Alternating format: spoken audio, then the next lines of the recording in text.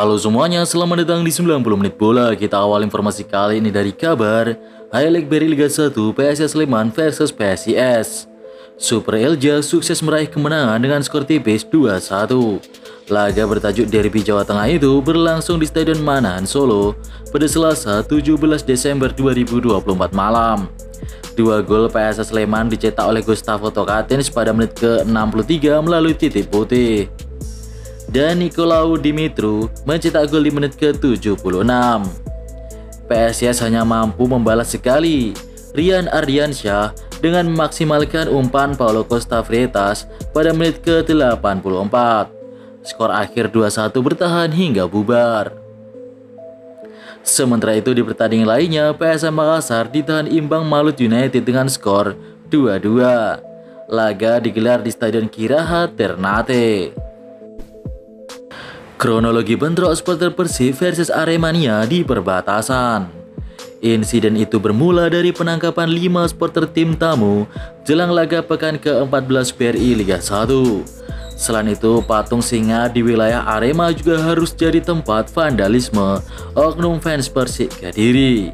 Tak berhenti sampai di situ, viral pemain Arema FC yang sedang pemanasan dilempari benda-benda random oleh supporter Persik.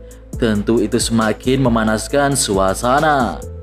Kerusuhan terjadi di Desa Sukosari, Kecamatan Kasembon, Kabupaten Malang, dan Desa Kandangan, Kecamatan Kandangan yang masuk wilayah Kabupaten Kediri. Bentrok dua kelompok supporter di perbatasan begitu mencekam. Masa oknum Persikmania berkumpul di sekitar SPBU Kandangan, sedangkan oknum Aremania berkumpul di sekitar Patung Singa Kasembon. Kedua kelompok saling lempar batu dan beberapa benda di perbatasan. Situasi kian memanas jelang tengah malam.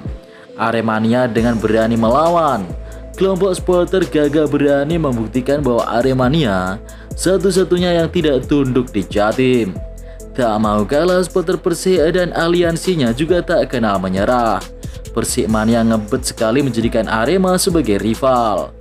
Tetapi situasi berlangsung kondusif usai tuntutan Aremania yang memulangkan 5 orang yang diamankan oleh kepolisian dipenuhi.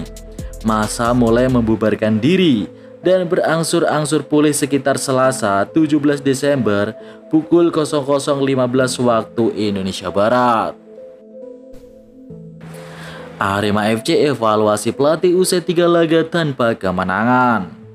Manajemen Arema FC angkat bicara terkait performa tim yang mengalami tren negatif setelah gagal meraih kemenangan dalam 3 laga beruntun. Situasi ini memicu sorotan tajam terutama usai kekalahan pahit 1-0 dari Persik Kediri pada laga Derby Jatim di Stadion Brawijaya. Sebelumnya Arema hanya bermain imbang melawan Persis Solo 1-1 di kandang dan kalah dari Persebaya 2-3 di Surabaya.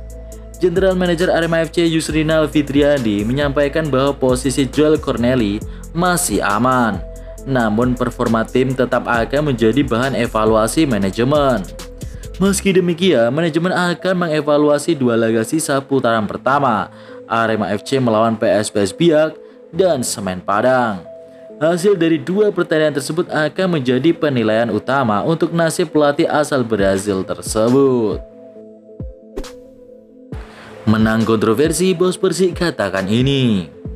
Gol semata wayang macan putih dicetak oleh striker lokal MK Nafi pada menit ke-87. Memanfaatkan blunder depan gawang Arema FC hasil umpan Z Valente.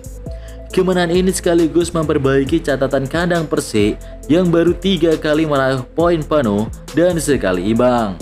Sebelumnya Arema dirugikan oleh wasit ketika pemain Arema dijatuhkan di kotak penalti. Wasit bahkan tak melihat VAR. Dan di laga tersebut juga tidak disiarkan oleh televisi. Padahal kedua tim sama-sama tim besar yang pernah juara di Liga Indonesia. Nah, usai laga, bos Persik Arthur Irawan mengatakan, kompetisi musim ini lebih ketat dibandingkan musim lalu. Anomali klub-klubnya Liga 1 juga sulit ditebak. Contohnya Persik, beberapa kali bisa menang saat tandang, tapi di kandang malah sulit dapat poin. Jadi kemenangan atas Arema FC harus kami syukuri dan dijadikan motivasi bermain lebih bagus lagi, kata Arthur Irawan. Gilson Costa rumor dicoret Persebaya. Nasib Gilson Costa bersama Perseba Surabaya kini berada di ujung tanduk. Rumor beredar sang gelandang bertahan asal Portugal itu kemungkinan besar akan dilepas pada bursa transfer paruh musim Liga 1. Kabar ini semakin menguat seiring dengan pergerakan transfer Perseba Surabaya yang mulai terendus. Green Force disebut-sebut bakal segera merombak lini tengah mereka dengan mendatangkan pemain baru. Bocoran informasi menyebutkan Persebaya akan mengumumkan pemain anyar setelah 19 Desember saat bursa transfer paruh musim resmi dibuka. Rumor transfer diungkap oleh akun @ligawakanda.id yang kerap memberikan informasi akurat soal transfer pemain Liga 1. Secara statistik, Gilson Costa memang belum memberikan kontribusi signifikan berupa gol maupun assist selama berseragam Persebaya. Sebagai gelandang bertahan, ia lebih dikenal memiliki karakter defensif, tetapi kontribusinya di sektor pertahanan juga dinilai kurang maksimal. Tembok kokoh Persela pamit menuju Barito. Persela Lamongan baru-baru ini berpisah dengan sosok pemain asingnya di gelaran Liga 2 2024. Sosok yang pamit dari Persela tersebut adalah sang bek dari Brazil yakni Anderson Nascimento. Anderson Nascimento merupakan bek berusia 31 tahun asal Brazil yang sempat digait oleh Persela Lamongan dari Persik Kediri. Di Liga 2, Anderson Nascimento sempat mencetak 1 gol dari 10 kali penampilan berseragam Persela Lamongan. Namun Anderson ternyata tiba-tiba pamit dari Persela. Beredar rumor Anderson Nascimento akan bergabung dengan Barito Putra setelah dilepas oleh Persela Lamongan di musim 2024-2025 ini. Prediksi big match Persebaya versus Borneo FC. Persebaya ada di puncak klasemen dengan 34 poin. Posisi kedua ada Persib Bandung dengan 29 poin, masih menyimpan 2 laga. Posisi ketiga ada Borneo FC dengan 24 poin atau 26 poin. Sementara itu pelatih Borneo FC Peter Huistra optimis anak asuhnya dapat meraih hasil positif dalam lawatannya ke markas Bajul Ijo. Seperti diketahui, hasil Borneo FC versus Madura United sebelumnya yang digelar di Stadion Batakan berakhir dengan skor telak 5-0 untuk Pesut Etam. Hal itu membuat pasukan Pesut Etam sangat optimis. Sementara itu Persebaya di laga sebelumnya mengalami penurunan dikarenakan imbang lawan Semen Padang. Namun Persebaya sebagai tuan rumah memiliki catatan impresif, sehingga Bajul Ijo tentu lebih diunggulkan dalam laga ini. Di 5 pertemuan terakhir, kedua tim Persebaya menang 2 kali dan Borneo FC menang 3 kali. Itu artinya kedua tim jika bertemu sama-sama ingin menang. Kemungkinan Persebaya akan menang selisih 1 gol aja dari Borneo FC. Untuk prediksi skornya yakni 4-3 untuk kemenangan Bajul Ijo. Sintayong dan JICES bantu Vinicius raih pemain terbaik FIFA. Vinicius Junior berhak memenangkan penghargaan pemain terbaik pria berdasarkan pendapatan scoring poin terbanyak. Perhitungan scoring poin telah diatur sedemikian rupa berdasarkan regulasi dari FIFA. Winger Real Madrid itu tercatat berhasil mengumpulkan 48 poin, sedangkan pada posisi kedua dan ketiga ada Rodri, Manchester City yang mengoleksi 43 poin serta Jude Bellingham dari Real Madrid dengan 37 poin. Ini merupakan pertama kalinya Vinicius Junior berhasil memenangkan penghargaan itu. Tentunya ini menjadi gelar yang spesial mengingat Vinicius sebelumnya gagal mendapatkan penghargaan Ballon d'Or. Perlu diketahui masing-masing pelatih dan kapten bisa memilih 3 pemain. Perhitungannya, pemilihan pertama akan mendapatkan 5 poin, kedua menyegel 3 poin, dan ketiga memperoleh 1 poin. Sintayong diketahui memilih Kylian Mbappe di pilihan pertama, Erling Haaland di pilihan kedua, dan Vinicius Junior pilihan ketiga. Sementara JICES menyumbang suara untuk Vinicius Junior di pilihan pertama, Rodri di pilihan kedua, dan Jude Bellingham di pilihan ketiga. Tentu prediksi JICES ini sangat benar. Dan ini Sintayong ini pilihannya kok unik sekali ya. Ya itulah pokoknya. Hasil lengkap dan klasemen grup A ASEAN Cup. Laga lanjutan Piala AFF Grup A baru saja berakhir. Kamboja mengalahkan Timor Leste 2-1 dan Thailand secara dramatis menang 4-2 atas Singapura di menit-menit terakhir.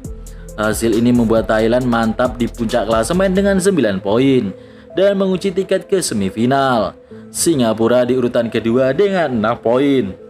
Kamboja dan Malaysia mengikuti di belakang dengan sama-sama punya 4 poin. Keduanya juga punya selisih gol yang sama dari 5 kali mencetak gol dan 5 kali kebobolan. Tentu ini hasil yang sulit buat Malaysia karena harus menang ketika jumpa dengan Singapura, sembari berharap Kamboja kalah atau imbang ketika jumpa Thailand. Namun yang jelas, jika Indonesia lolos ke babak berikutnya, Indonesia cuma runner up dan pasti akan ketemu dengan King Thailand. Kevin Dix dipastikan tinggalkan FC Copenhagen. Kevin Dix buka suara soal masa depannya di FC Copenhagen. Baik timnas Indonesia itu mengaku tak pernah berniat untuk pergi dari klub asal Denmark tersebut. Tersiar kabar Dix akan tinggalkan Copenhagen pada bursa transfer musim panas mendatang, sebab kontrak sang pemain akan habis. Beberapa rumor mengatakan Kevin Dix tidak sepakat dengan gaji kontrak yang baru. Namun netizen Indo banyak menduga dan sok tahu alasan kenapa Dix tidak diperpanjang karena paspornya kini WNI. Sehingga slot pemain asing non-Eropa membuat klub terpaksa harus melepas Dix. Dix sendiri bergabung dengan Copenhagen sejak 2021 lalu. Total Dix sudah bermain sebanyak 157 kali dan mampu membuat 20 gol dan 19 assist. Catatan yang luar biasa untuk seorang bek. Dari hasil beri Liga 1 yang baru aja usai, Persib Bandung berhasil mengalahkan tuan rumah Barito Putra dengan skor 1-2. Kemenangan yang berharga buat Persib Bandung. Namun Persib harus kehilangan Deddy Kusnandar yang cedera parah nih.